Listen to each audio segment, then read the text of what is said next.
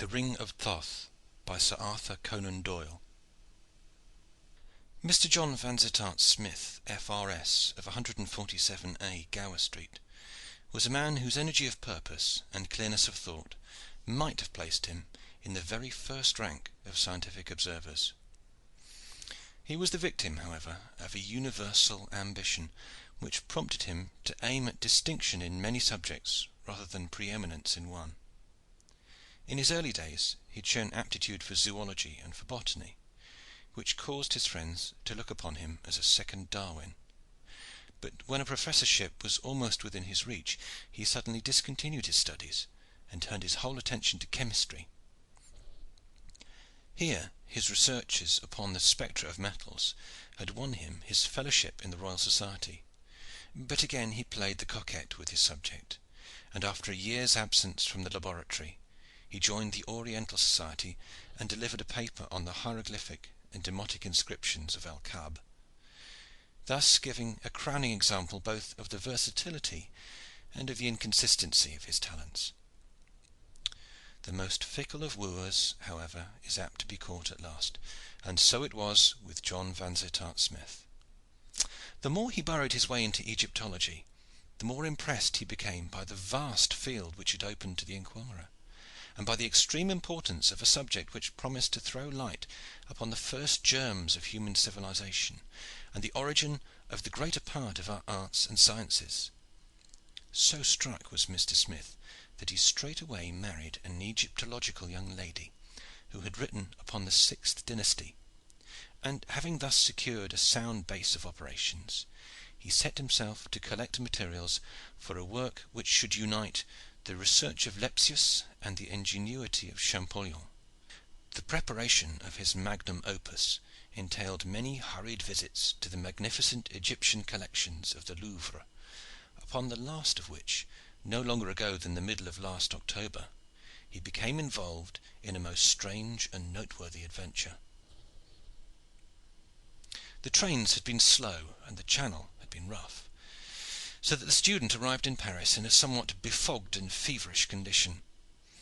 On reaching the Hôtel de France in the Rue Lafitte, he had thrown himself upon a sofa for a couple of hours, but finding that he was unable to sleep, he determined, in spite of his fatigue, to make his way to the Louvre, settle the point which he had come to decide, and take the evening train back to Dieppe. Having come to his conclusion, he donned his greatcoat, for it was a raw rainy day, and made his way across the Boulevard des Italiens and down the Avenue de l'Opera. Once in the Louvre he was on familiar ground, and he speedily made his way to the collection of papyri which it was his intention to consult. The warmest admirers of John Vansittart Smith could hardly claim for him that he was a handsome man. His high beaked nose and prominent chin had something of the same acute and incisive character which distinguished his intellect. He held his head in a bird-like fashion, and bird-like too was the pecking motion which in conversation he threw out his objections and retorts. As he stood, with the high collar of his greatcoat raised to his ears, he might have seen from the reflection in the glass case before him that his appearance was a singular one. Yet it came upon him as a sudden jar when an English voice behind him exclaimed in very audible tones, "What a queer looking mortal!" The student had a large amount of petty vanity in his composition, which manifested itself by an ostentatious and overdone disregard of all personal considerations. He straightened his lips and looked rigidly at the roll of papyrus, while his heart filled with bitterness against the whole race of travelling Britons. "Yes," said another voice, "he really is an extraordinary fellow." "Do you know," said the first speaker, "one could almost believe that by the continual contemplation of mummies the chap had become half a mummy himself." "He certainly has an Egyptian cast of countenance," said the other. John Vansittart Smith spun around upon his heel, with the intention of shaming his countryman by a corrosive remark or two. To his surprise and relief, the two young fellows who had been conversing had their shoulders turned towards him, and were gazing at one of the Louvre attendants, who was polishing some brasswork at the other side of the room. Carter will be waiting for us at the Palais Royal," said one tourist to the other, glancing at his watch, and they clattered away, leaving the student to his labors. "I wonder what these chatterers call an Egyptian cast of countenance," thought John Vansittart Smith, and he moved his position slightly in order to catch a glimpse of the man's face. He started as his eyes fell upon it. It was indeed the very face with which his studies had made him familiar. The regular statuesque features, broad brow, well rounded chin, and dusky complexion were the exact counterpart of the innumerable statues, mummy cases, and pictures which adorned the walls of the apartment. The thing was beyond all coincidence. The man must be an Egyptian. The national angularity of the shoulders and narrowness of the hips were alone sufficient to identify him. John Vansittart Smith shuffled towards the attendant with some intention of addressing him. He was not light of touch in conversation, and found it difficult to strike the happy mean between the brusqueness of the superior and the geniality of the equal. As he came nearer, the man presented his side face to him, but kept his gaze still bent upon his work. Vansittart Smith, fixing his eyes upon the fellow's skin, was conscious of a sudden impression that there was something inhuman and preternatural about its appearance. Over the temple and cheek bone it was as glazed and as shiny as varnished parchment. There was no suggestion of pores. One could not fancy a drop of moisture upon that arid surface. From brow to chin, however, it was cross hatched by a million delicate wrinkles, which shot and interlaced, as though nature, in some Mari mood, had tried how wild and intricate a pattern she could devise. "Où est la collection de Memphis?" asked the student, with the awkward air of a man who is devising a question merely for the purpose of opening a conversation. "C'est là," replied the man brusquely, nodding his head at the other side of the room. "Vous êtes un Egyptien, n'est ce pas?" asked the Englishman. The attendant looked up and turned his strange dark eyes upon his questioner. They were vitreous, with a misty dry shininess such as Smith had never seen in a human head before. As he gazed into them he saw some strong emotion gather in their depths, which rose and deepened until it broke into a look of something akin both to horror and to hatred. "Non, monsieur, je suis Français." The man turned abruptly and bent low over his polishing. The student gazed at him for a moment in astonishment. He proceeded to make notes of his researches among the papyri. His thoughts, however, refused to return into their natural groove. They would run upon the enigmatical attendant with the sphinx-like face and the parchment skin. "Where have I seen such eyes?" said Vansittart Smith to himself. "There is something saurian about them, something reptilian.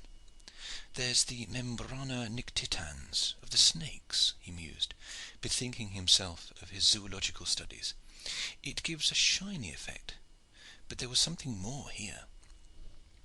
There was a sense of power, of wisdom, so I read them, and of weariness, utter weariness and ineffable despair. It may be all imagination, but I never had so strong an impression. By Jove, I must have another look at them." He rose and paced about the Egyptian rooms, but the man who had excited his curiosity had disappeared. The student sat down again in his quiet corner and continued to work at his notes. He had gained the information which he required from the papyri, and it only remained to write it down while it was still fresh in his memory. For a time his pencil travelled rapidly over the paper, but soon the lines became less level, the words more blurred, and finally the pencil tinkled down upon the floor, and the head of the student dropped heavily forward upon his chest. Tired out by his journey, he slept so soundly in his lonely post behind the door that neither the clanking civil guard, nor the footsteps of sightseers, nor even the loud hoarse bell which gives the signal for closing, were sufficient to arouse him. Twilight deepened into darkness. The bustle from the Rue de Rivoli waxed and then waned. Distant Notre Dame clanged out the hour of midnight, and still the dark and lonely figure sat silently in the shadow. It was not until close upon 1 in the morning that, with a sudden gasp and an intaking of breath, Van Sittart Smith returned to consciousness. For a moment it flashed upon him that he had dropped asleep in his study chair at home. The moon was shining fitfully through the unshuttered windows, however, and as his eye ran along the lines of mummies and the endless array of polished cases, he remembered clearly where he was and how he came there. The student was not a nervous man. He possessed that love of a novel situation which is peculiar to his race. Stretching out his cramped limbs, he looked at his watch, and then burst into a chuckle as he observed the hour. The episode would make an admirable anecdote to be introduced into his next paper as a relief to the graver and heavier speculations. He was a little cold, but wide awake and much refreshed. It was no wonder that the guardians had overlooked him, for the door threw its heavy black shadow right across him. The complete silence was impressive. Neither outside nor inside was there a creak or a murmur. He was alone with the dead men of a dead civilization. What though the outer city reeked of the garish 19th century? In all this chamber there was scarce an article, from the shrivelled ear of wheat to the pigment box of the painter, which had not held its own against 4,000 years. Here was the flotsam and jetsam washed up by the great ocean of time from that far off empire, from stately Thebes, from lordly Luxor, from the great temples of Heliopolis. From 100 rifled tombs these relics had been brought. The student glanced around at the long silent figures who flickered vaguely up through the gloom, at the busy toilers who were now so restful, and he fell into a reverent and thoughtful mood. An unwonted sense of his own youth and insignificance came over him. Leaning back in his chair, he gazed dreamily down the long vista of rooms, all silvery with the moonshine, which extend through the whole wing of the wide-spread building. His eyes fell upon the yellow glare of a distant lamp. John Van Sittart Smith sat up on his chair with all his nerves on edge. The light was advancing slowly towards him, pausing from time to time, then coming jerkily onwards. The bearer moved noiselessly. In the utter silence there was no suspicion of the pat of a footfall. An idea of robbers entered the Englishman's head. He snuggled up farther into the corner. The light was 2 rooms off. Now it was in the next chamber, and still there was no sound. With something approaching to a thrill of fear, the student observed a face floating in the air, as it were, behind the flare of the lamp. The figure was wrapped in shadow, but the light fell full upon a strange, eager face. There was no mistaking the metallic, glistening eyes and the cadaverous skin. It was the attendant with whom he had conversed. Van Sittart Smith's first impulse was to come forward and address him. A few words of explanation would settle the matter clear, and lead doubtless to his being conducted to some side door, from which he might make his way back to his hotel. As the man entered the chamber, however, there was something so stealthy in his movements and so furtive in his expression that the Englishman altered his intention. This was clearly no ordinary official walking the rounds. The fellow wore felt-soled slippers, stepped with a rising chest, and glanced quickly from left to right, while his hurried, gasping breathing thrilled the flame from his lamp. Van Sittart Smith crouched silently back into the corner and watched him keenly, convinced that his errand was one of secret and probably sinister import. There was no hesitation in the other's movements. He stepped lightly and swiftly across to one of the great cases, and, drawing a key from his pocket, he unlocked it. From the upper shelf he pulled down a mummy, which he bore away with him, and they laid it with much care and solicitude upon the ground. By it he placed his lamp, and then, squatting down beside it in Eastern fashion, he began with long, quivering fingers to undo the cerecloths and bandages which girt it round. as the crackling rolls of linen peeled off one after another. A strong aromatic odour filled the chamber, and fragments of scented wood and of spices pattered down upon the marble floor. It was clear to John Vansittart Smith that this mummy had never been unswathed before. The operation interested him keenly.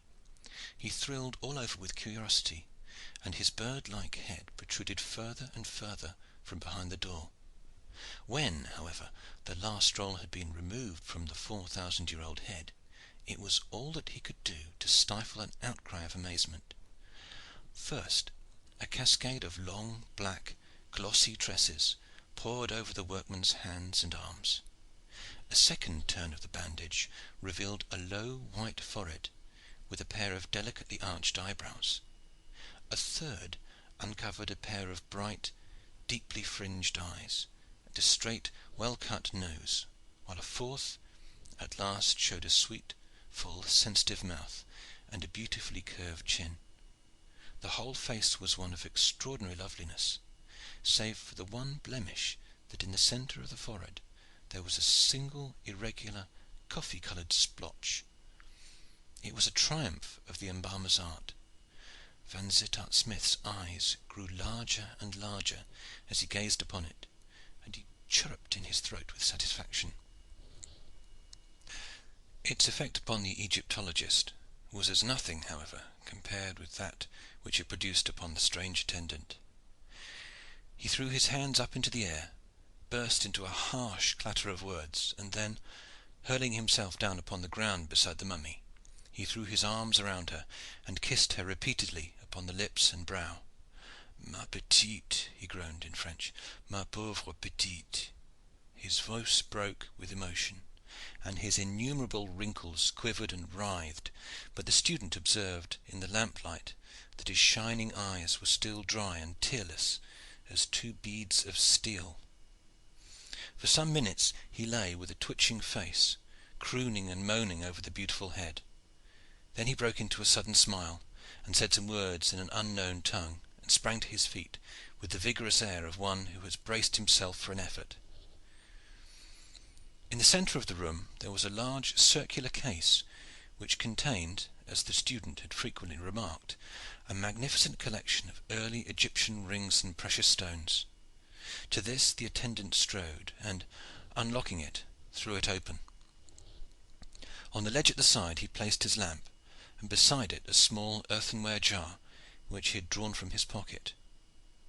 He then took a handful of rings from the case, and with a most serious and anxious face he proceeded to smear each in turn with some liquid substance from the earthen pot, holding them to the light as he did so. He was clearly disappointed with the first lot, for he threw them petulantly back into the case and drew out some more. One of these was a massive ring with a large crystal set in it. He seized and eagerly tested with the contents of the jar. Instantly he uttered a cry of joy and threw out his arms in a wild gesture which upset the pot and set the liquid streaming across the floor to the very feet of the Englishman. The attendant drew a red handkerchief from his bosom, and, mopping up the mess, he followed it into the corner, where in a moment he found himself face to face with his observer. "Excuse me," said John Vansittart Smith, with all imaginable politeness. "I have been unfortunate enough to fall asleep behind the door." "And you have been watching me?" the other asked in English, with the most venomous look on his corpse-like face. The student was a man of veracity. "I confess," said he, "that I have noticed your movements, and that they have aroused my curiosity and interest in the highest degree." The man drew a long, flamboyant bladed knife from his bosom. "You have had a very narrow escape," he said. "Had I seen you 10 minutes ago, I should have driven this through your heart. As it is, if you touch me or interfere with me in any way, you are a dead man." "I have no wish to interfere with you," the student answered. "My presence here is entirely accidental. All I ask is that you will have the extreme kindness to show me out through some side door." He spoke with great suavity, for the man was still pressing the tip of his dagger against the palm of his left hand, as though to assure himself of its sharpness, while his face preserved its malignant expression. "If I thought," said he, "but no, perhaps it is as well. What is your name?" The Englishman gave it. "Vansittart Smith," the other repeated. "Are you the same Vansittart Smith who gave a paper in London upon El Kab? I saw a report of it. Your knowledge of the subject is contemptible." "Sir!" cried the Egyptologist. "Yet it is superior to that of many who make even greater pretensions. The whole keystone of our old life in Egypt was not the inscriptions or monuments of which you make so much, but was our Hermetic philosophy and mystic knowledge, of which you say little or nothing." "Our old life?" repeated the scholar, wide eyed, and then suddenly, "Good God, look at the mummy's face!" The strange man turned and flashed his light upon the dead woman, uttering a long, doleful cry as he did so. The action of the air had already undone all the art of the embalmer. The skin had fallen away, the eyes had sunk inwards, the discolored lips had writhed away from the yellow teeth, and the brown mark upon the forehead alone showed that it was indeed the same face which had shown such youth and beauty a few short minutes before. The man flapped his hands together in grief and horror. Then, mastering himself by a strong effort, he turned his hard eyes once more upon the Englishman. "It does not matter," he said in a shaking voice. "It really does not matter. I came here tonight with a fixed determination to do something, and it is now done. All else is as nothing. I have found my quest. The old curse is broken. I can rejoin her. What matter about her inanimate shell, so long as her spirit is awaiting me on the other side of the veil?" "These are wild words," said Vansittart Smith. He was becoming more and more convinced that he had to do with a madman. "Time presses, and I must go," continued the other. "The moment is at hand for which I have waited this weary time. But I must show you out first. Come with me." Taking the lamp, he turned from the disordered chamber and led the student swiftly through the long series of the Egyptian, Assyrian, and Persian apartments. At the end of the latter he pushed open a small door let into the wall, and descended a winding stone stair. The Englishman felt the cold, fresh air of the night upon his brow. There was a door opposite him, which appeared to communicate with the street. To the right of this another door stood ajar, throwing a spurt of yellow light across the passage. "Come in here," said the attendant shortly. Vansittart Smith hesitated. He had hoped that he had come to the end of his adventure, yet his curiosity was strong within him. He could not leave the matter unsolved, so he followed his strange companion into the lighted chamber. It was a small room, such as is devoted to a concierge. A wood fire sparkled in the grate. At one side stood a truckle bed, and at the other a coarse wooden chair, with a round table in the centre, which bore the remains of a meal. As the visitor's eye glanced round, he could not but remark, with an ever recurring thrill, that all the small details of the room were of the most quaint design and antique workmanship. The candlesticks, the vases upon the chimney piece, the fire irons, the ornaments upon the walls, were all such as he had been wont to associate with the remote past. The gnarled, heavy-eyed man sat himself down upon the edge of the bed and motioned his guest into the chair. "There may be design in this," he said, still speaking excellent English. "It may be decreed that I should leave some account behind as a warning to all rash mortals who would set their wits up against the workings of nature. I leave it with you. Make such use as you will of it. I speak to you now with my feet upon the threshold of the other world. I am, as you surmised, an Egyptian, not one of the downtrodden race of slaves who now inhabit the delta of the Nile, but a survivor of that fiercer and harder people who tamed the Hebrew, drove the Ethiopian back into the southern deserts, and built those mighty works which have been the envy and the wonder of all after generations. It was in the reign of Tutmosis, 1600 years before the birth of Christ, that I first saw the light. You shrink away from me. Wait, and you will see that I am more to be pitied than to be feared. My name is Sosra. My father had been the chief priest of Osiris in the great temple of Abaris, which stood in those days upon the Bubastic branch of the Nile. I was brought up in the temple, and was trained in all those mystic arts which are spoken of in your own Bible. I was an apt pupil. Before I was 16 I had learned all which the wisest priest could teach me. From that time on I studied nature's secrets for myself, and shared my knowledge with no man. Of all the questions which attracted me, there were none over which I labored so long as over those which concern themselves with the nature of life. I probed deeply into the vital principle. The aim of medicine had been to drive away disease when it appeared. It seemed to me that a method might be devised which should so fortify the body as to prevent weakness or death from ever taking hold of it. It is useless that I should recount my researches. You would scarce comprehend them if I did.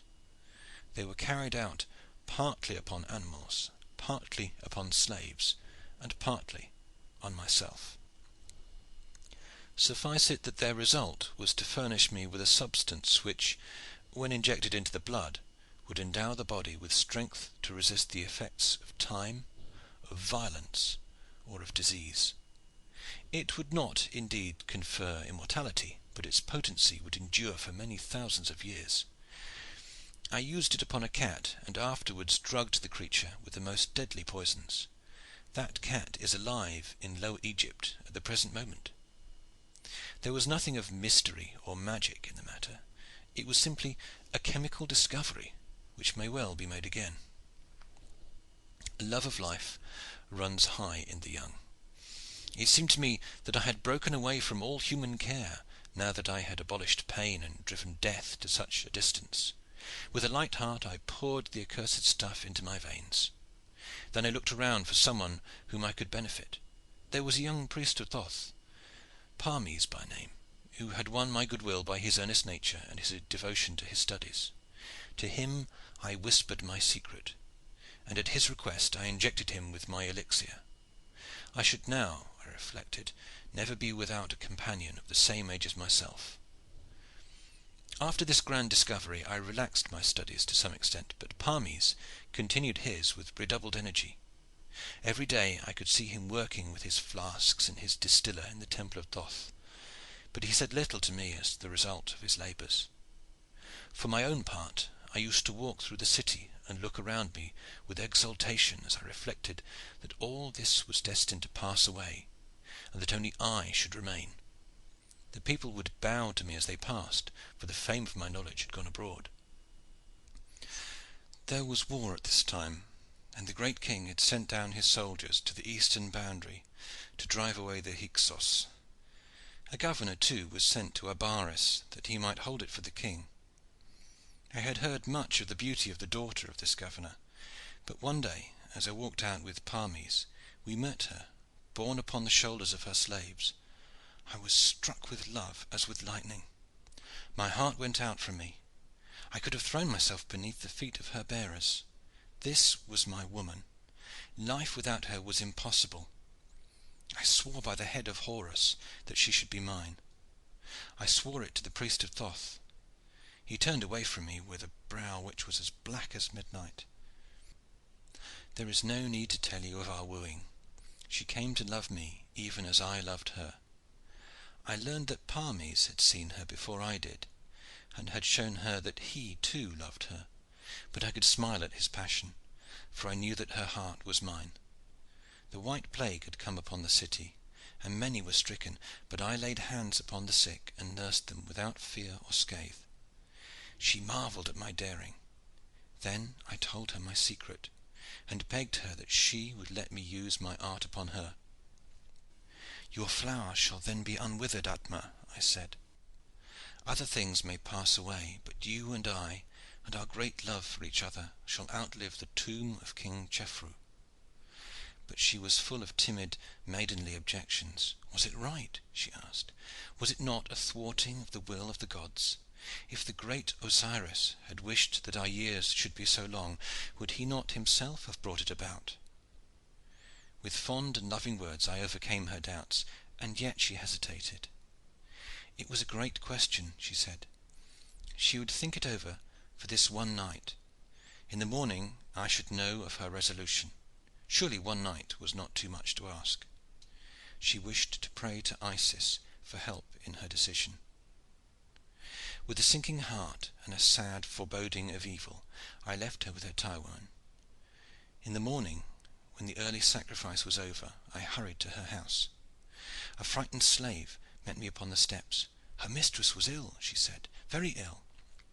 In a frenzy, I broke my way through the attendants and rushed through the hall and corridor to my Atma's chamber. She lay upon her couch, her head high upon the pillow, with a pallid face and glazed eye. On her forehead there blazed a single angry purple patch. I knew that hell mark of old. It was the scar of the white plague, the sign manual of death. Why should I speak of that terrible time? For months I was mad, fevered, delirious, and yet I could not die. Never did an Arab thirst after the sweet wells as I longed after death. Could poison or steel have shortened the thread of my existence, I should soon have rejoined my love in the land with the narrow portal. I tried, but it was of no avail. The accursed influence was too strong upon me. One night, as I lay upon my couch, weak and weary, Parmes, the priest of Thoth, came to my chamber. He stood in the circle of the lamplight, and he looked down upon me with eyes which were bright with a mad joy. "Why did you let the maiden die?" he asked. "Why did you not strengthen her as you strengthened me?" "I was too late," I answered. "But I had forgot you loved her. You are my fellow in misfortune. Is it not terrible to think of the centuries which must pass ere we look upon her again? Fools, fools, that we were to take death to be our enemy!" "You may say that," he cried with a wild laugh. "The words come well from your lips. For me they have no meaning." "What mean you?" I cried, raising myself upon my elbow. "Surely, friend, this grief has turned your brain." His face was aflame with joy, and he writhed and shook like one who hath a devil. "Do you know whither I go?" he asked. "Nay," I answered, "I cannot tell." "I go to her," said he. "She lies embalmed in the farther tomb by the double palm tree beyond the city wall." "Why do you go there?" I cried. "To die!" he shrieked. "To die! I am not bound by earthly fetters." "But the elixir is in your blood," I cried. "I can defy it," said he. "I have found a stronger principle which will destroy it. It is working in my veins at this moment, and in an hour I shall be a dead man. I shall join her, and you shall remain behind." As I looked upon him I could see that he spoke the words of truth. The light in his eye told me that he was indeed beyond the power of the elixir. "You will teach me!" I cried. "Never!" he answered. "I implore you, by the wisdom of Thoth, by the majesty of Anubis." "It is useless," he said coldly. "Then I will find out," I cried. "You cannot," he answered. "It came to me by chance. There is one ingredient which you will never get.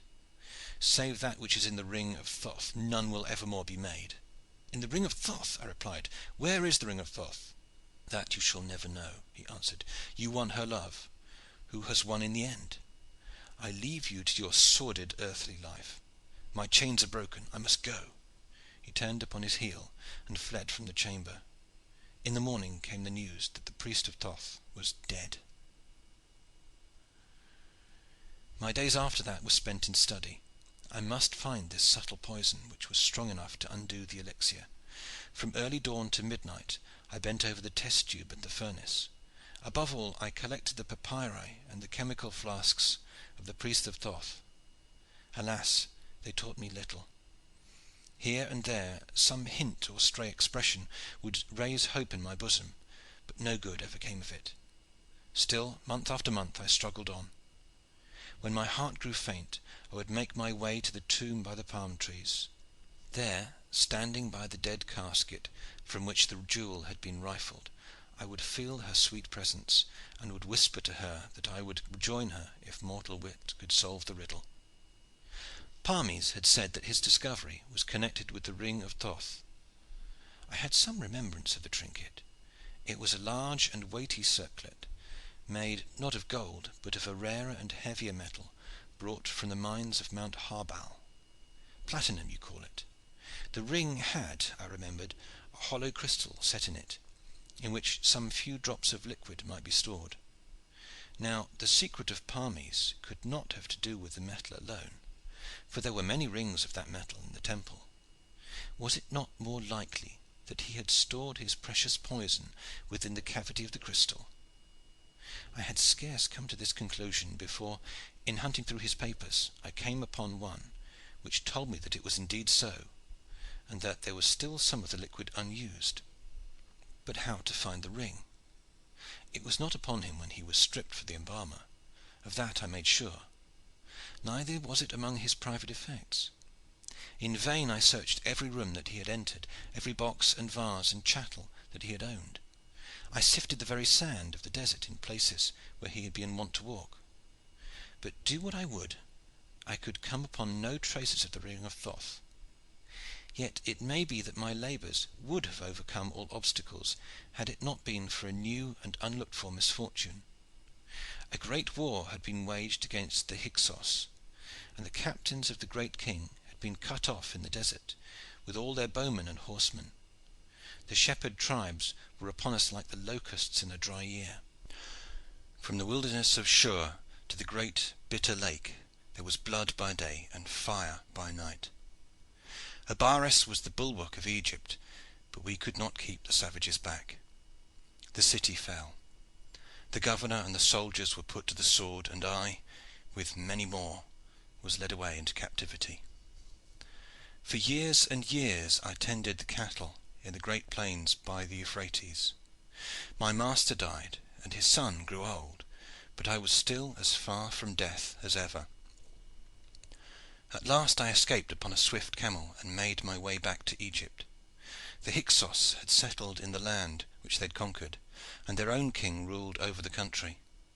Abaris had been torn down, the city had been burned, and the great temple there was nothing left save an unsightly mound. Everywhere the tombs had been rifled and the monuments destroyed. Of my Atma's grave no sign was left. It was buried in the sands of the desert, and the palm trees which marked the spot had long since disappeared. The papers of Parmes and the remains of the temple of Thoth were either destroyed or scattered far and wide over the deserts of Syria. All search after them was in vain. From that time I gave up all hope of ever finding the ring or discovering the subtle drug.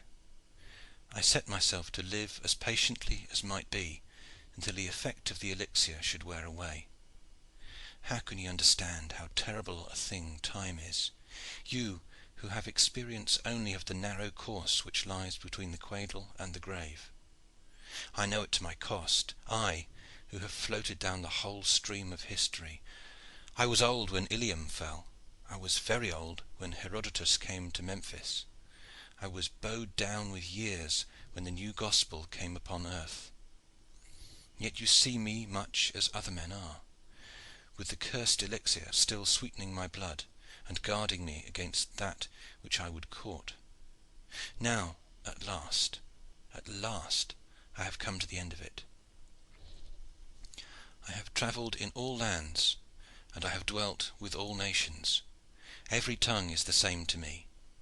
I learned them all to help pass the weary time. I need not tell you how slowly they drifted by, the long dawn of modern civilization, the dreary middle years, the dark times of barbarism. They are all behind me now. I have never looked with the eyes of love upon another woman. Atma knows that I have been constant to her. It was my custom to read all that the scholars had to say upon ancient Egypt. I have been in many positions, sometimes affluent, sometimes poor, but I have always found enough to enable me to buy the journals which dealt with such matters. Some 9 months ago I was in San Francisco, when I heard an account of some discoveries made in the neighborhood of Abaris. My heart leapt into my mouth as I read it. It said that the excavator had busied himself in exploring some tombs recently unearthed. In one there had been found an unopened mummy, with an inscription upon the outer case setting forth that it contained the body of the daughter of the governor of the city in the days of Tutmosis. It added that on removing the outer case there had been exposed a large platinum ring set with a crystal, which had been laid upon the breast of the embalmed woman. This, then, was where Parmes had hidden the ring of Thoth. He might well say that it was safe, for no Egyptian would ever stain his soul by removing even the outer case of a buried friend.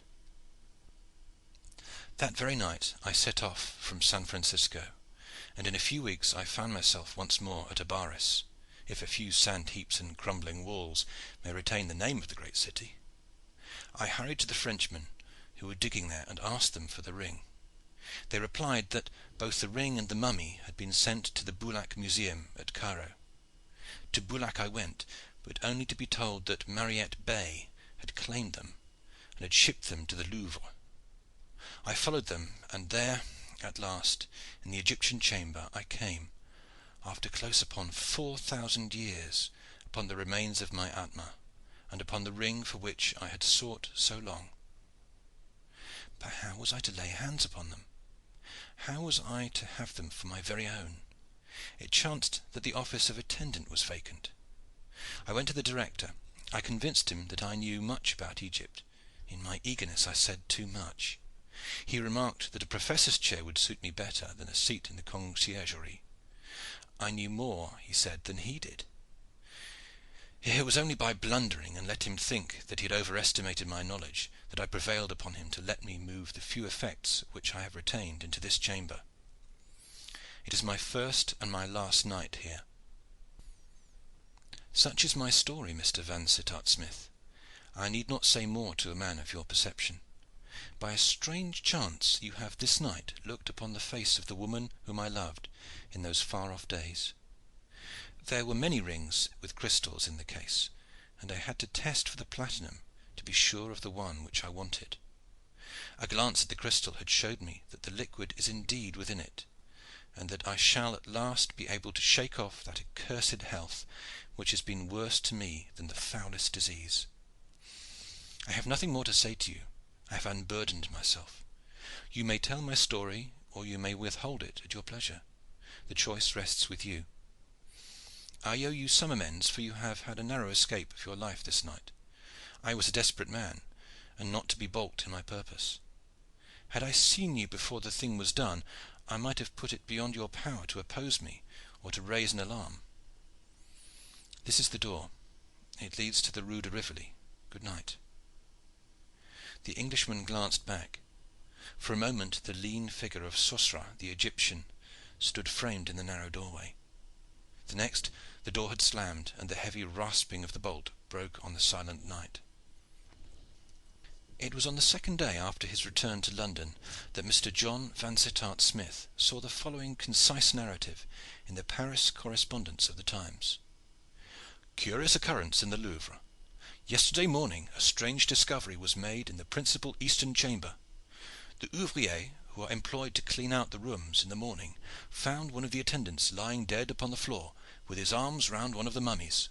So close was his embrace that it was only with the utmost difficulty that they were separated. One of the cases containing valuable rings had been opened and rifled. The authorities are of the opinion that the man was bearing away with the mummy with some idea of selling it to a private collector, but that he was struck down in the very act by a long-standing disease of the heart. It is said that he was a man of uncertain age and eccentric habits, without any living relations to mourn over his dramatic and untimely end." End of The Ring of Thoth by Sir Arthur Conan Doyle.